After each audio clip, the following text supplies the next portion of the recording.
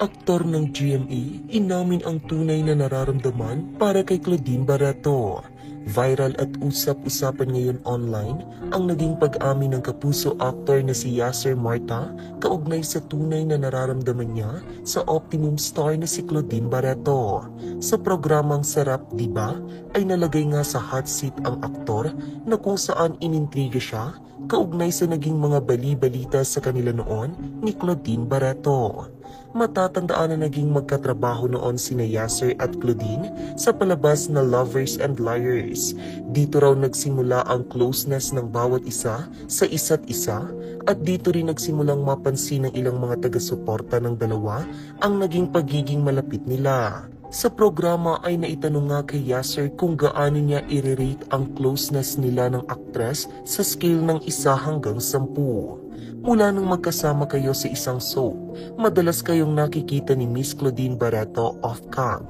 On a scale of 1 to 10, gaano mo i-rate ang level ng closeness or intimacy ninyo ni Miss Claudine Barreto?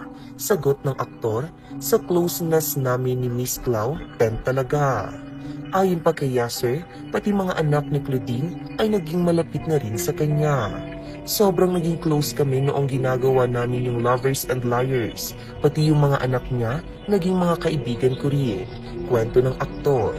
Isa pa sa diretsyong itinanong kay Yasser ay kung nagkaroon ba siya ng feelings kay Claudine. Sagot nito, I am going to be honest. Ako naman, yung naramdaman ko at that moment, naging totoo ako.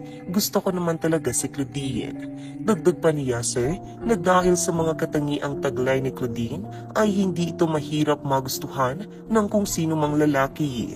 Kahit sino namang lalaki, magugustuhan pa rin po siya. Bukod sa mabait, napakalambing, napakabuti ng puso niya. Single naman po ako, I guess siya rin. Siguro na-develop na lang din po ako. Samantala, narito naman ang komento ng mga netizens. Walang masama, basta ang puso ang kumilos, talagang okay ang isa't isa. Ano diba? Maganda na babae si Claudine, imposible na walang magkagusto na lalaki sa kanya. Kahit nasa 40 plus na siya. Walang matanda o bata, ang mahalaga, mahalin niyo ang isa't isa. Yan ang importante sa isang relasyon. Yan uso ngayon yan, yung mas matanda yung babae, kasi katwiran ng mga batang lalaki, gusto nila yung matured mag-isip. Wala lang masama kung magmahalan sila dahil mga single naman, mga yan. Nako, dami na namang issue mga to. Pwede ba, buhay nyo na lang at tupagin nyo para naman matuwa-tuwa ako. Age doesn't matter, pwede, bagay sila.